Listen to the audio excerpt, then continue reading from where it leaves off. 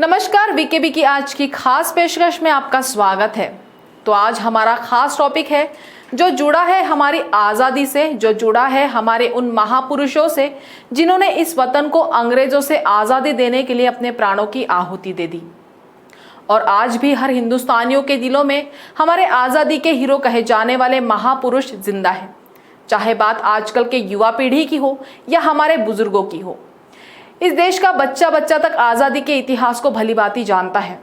जी हाँ, हम बात कर रहे हैं उस देश की जिस देश में ऐसे महापुरुष होकर गए हैं जिनका नाम सुनते ही गर्व सा महसूस होता है। तो आइए चलते हैं हमारी खास पेशकश की ओर। दोस्तों, वैसे तो महात्मा गांधी को हर कोई जानता है और ये भी जानता है कि हमारे भारत देश को अंग्रेजों के जुल्मों से आज़ाद कराने में महात्मा गांधी ने सबसे अहम और महत्वपूर्ण भूमिका निभाई थी। वैसे तो राष्ट्रपिता महात्मा गांधी के योगदानों को शब्दों में नहीं मापा जा सकता, लेकिन उस दौर का एक ऐसा पल था जिसे स्वराज और स्वशासन का लक्ष्य भारतीय स्वतंत्रता का आदर्श बन गया। जिस वक्त महात्मा गांधी ने यह महसूस किया था कि भारतीयों से मिले सहयोग के कारण ही अंग्रेज भारत में आ सके, इसे ध्यान में रखते हुए महात्मा गांधी ने असहयोग आंदोलन का आह्वान किया। कांग्रेस के समर्थन और उनकी अदम्य भावनाओं के साथ उन्होंने लोगों को आश्वस्त किया कि शांतिपूर्ण असहयोग स्वतंत्रता की पूंजी है। जलियांवाला बाग नरसंहार के अशुभ दिन ने स्वराज या स्वशासन के लक्ष्य को निर्धारित किया, जो तब से भारतीय स्वतंत्रता का एक आदर्श बन गया। बापू ने अन्य स्वतंत्रता सेनानियों के साथ मिलकर अंग्रेजों को भारत छोड़ने के लिए मजबूर किया। महात्मा गांधी और उनके योगदानों को देश सदा याद रखेगा। आगे बढ़ते हैं एक ऐसे नाम की ओर जिन्होंने इस देश को अलग पहचान दी, कायदा दिया, अपनी पूरी जिंदगी इस देश के नाम कर दी।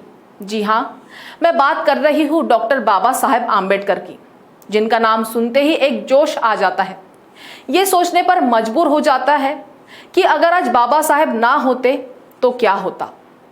बाबा साहेब की जिंदगी और उनसे जुड़े किस्सों से सब परिचित है, लेकिन फिर भी आज हम उनके कुछ किस्से सुनकर उनके योगदानों को याद करें।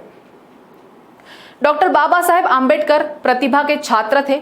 उन्होंने कोलंबिया विश्वविद्यालय और लंदन स्कूल ऑफ इकोनॉमिक्स दोनों ही विश्वविद्यालयों से अर्थशास्त्र में डॉक्टर की उपाधि प्राप्त की तथा विधि, अर्थशास्त्र और राजनीतिक विज्ञान में शोध कार्य भी किए। व्यवसायिक भाग में बाबा साहेब अर्थशास्त्र के प्रोफेसर भी रहे एवं वकालत भी की। और उसके बाद से बाबा साहेब का जीवन राजनीतिक गतिविधियों में अधिक बीता और आखिरकार उन्होंने अपने देश का संविधान रचा, जिसकी राह पर हम चलते आ रहे हैं। बाबा साहेब के योगदानों से आज हम आगे बढ़ पाए हैं। उनके योगदानों को बयान करने में शब्द नहीं है, पर बाबा साहेब भारत के शिल्पकार के रूप में आज भी हमारे दिलों में अमर रहेंगे।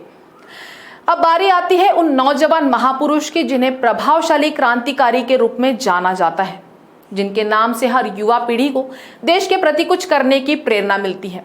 जी हाँ, मैं बात कर रही हूँ the legend of Bhagat Singh की। भगत सिंह का जन्म 27 सितंबर 1907 को लायलपुरा जिले के बंगा में हुआ, जो अभी पाकिस्तान में है। भगत सिंह को भारतीय राष्ट्रवादी आंदोलन के सबसे प्रभावशाली क्रांतिकारियों में से एक माना जाता है। वो कई क्रांतिकारियों के साथ मिले और उन्होंने भारतीय राष्ट्रीय आंदोलन में अपना सबसे बड़ा योगदान दिया, क्योंकि 13 अप्रैल 1919 को हुए जलियांवाला बाग हत्याकांड ने भगत सिंह के बालमन पर बड़ा गहरा असर डाला। इतनी कम उम्र में ही भगत सिंह ने इस अमानवीय कृत्यों को देख देश को स्वतंत्रता करवाने की ठान ली। लाहौर षड्यंत्र मामले में भगत सिंह और उनके साथी राजगुरु और सुखदेव को फांसी की सजा सुनाई गई। महज 23 साल की उम्र में ही इन भगत सिंह ने देश की आज़ादी के लिए हंसते हंसते अपनी जान दे दी। और भगत सिंह, राजगुरु, सुखदेव, इन महापुरुषों के बलिदान को देश सदा याद रखेगा। ऐसे नौजवानों को मेरा सलाम है। भारतीय स्वतंत्रता संग्राम के जनक, राष्ट्रीय नेता, गणित और खगोल विज्ञान के विद्वान माने जाने वाले बाल गंगाधर तिलक को कौन नहीं जानता। 23 जुलाई 1856 को महाराष्ट्र के रत्नागिरी में एक ब्राह्मण परिवार में जन्मे तिलक ने अंग्रेजों के खिलाफ निर्णायक लड़ाई लड़ी। ये आधुनिक कॉलेज में शिक्षा पाने वाले पहले भारतीय पीढ़ी में थे। बाल गंगाधर तिलक एक भारतीय समाज सुधारक और स्वतंत्र सेनानी थे। आधुनिक भारत के प्रधान आर्किटेक्ट में से बाल गंगाधर तिलक थे। उनके अनुयायियों ने बाल गंगाधर तिलक को लोकमान्य की उपाधि दी थी, जिसका अर्थ है लोगों द्वारा प्रतिष्ठित माना जाना। लोकमान्य बाल गंगाधर तिलक ने कहा था, स्वराज मेरा जन्मसिद्ध अधिकार है और मैं इसे लेकर रहूंगा। आजादी के परवानों के लिए ये महज कुछ अल्फाज भर नहीं थे, बल्कि एक जोश, एक जुनून था, जिसके जरिए लाखों लोगों ने अपनी कुर्बानियां देकर देश को अंग्रेजों से आजादी दिलाई। भारत की आजादी में वीरांगना रानी लक्ष्मीबाई ने भी अहम भूमिका निभाई थी। उन्होंने अपने राज्य झांसी को अंग्रेजों के चंगुल से बचाने के लिए जंग छेड़ी थी। साल 1858 में हुए 2 हफ्तों के इस युद्ध में लक्ष्मीबाई ने ब्रिटिशर्स को घुटने टेकने पर मजबूर कर दिया था। हालांकि बाद में अंग्रेजों से लड़ते हुए वो वीरगति को प्राप्त हुई। अब बढ़ते हैं स्वतंत्रता सेनानियों में से एक महत्वपूर्ण नाम की तरफ, जो है मंगल पांडे। वे ईस्ट इंडिया कंपनी में सैनिक थे। उन्होंने अंग्रेजों के खिलाफ साल 1857 में लड़ाई लड़ी थी। उन्होंने ब्रिटिशर्स की ओर से बनाए जाने वाले कारतूसों को बदले जाने की मांग की थी, क्योंकि इसमें गाय की चर्बी का इस्तेमाल होता था और इसे खींचने के लिए मुंह लगाना पड़ता था। इससे हिंदू धर्म भ्रष्ट हो रहा था। आजादी की लड़ाई को आगे बढ़ाने में नेताजी सुभाष चंद्र बोस का भी बड़ा हाथ था। उन्होंने भारतीय कांग्रेस ज्वाइन करके अवज्ञा आंदोलन में अपनी हिस्सेदारी निभाई थी। नेताजी ने जर्मनी में जाकर इंडियन नेशनल आर्मी का गठन किया था। स्वतंत्रता सेनानियों में लाला लाजपत राय का भी नाम शान से लिया जाता है। उन्होंने जलियांवाला बाग हत्याकांड के विरोध में अंग्रेजों के खिलाफ आंदोलन छेड़ा था। इस संघर्ष में हुए लाठीचार्ज के दौरान वे बुरी तरह से घायल हो गए थे, जिससे उनकी मृत्यु हो गई।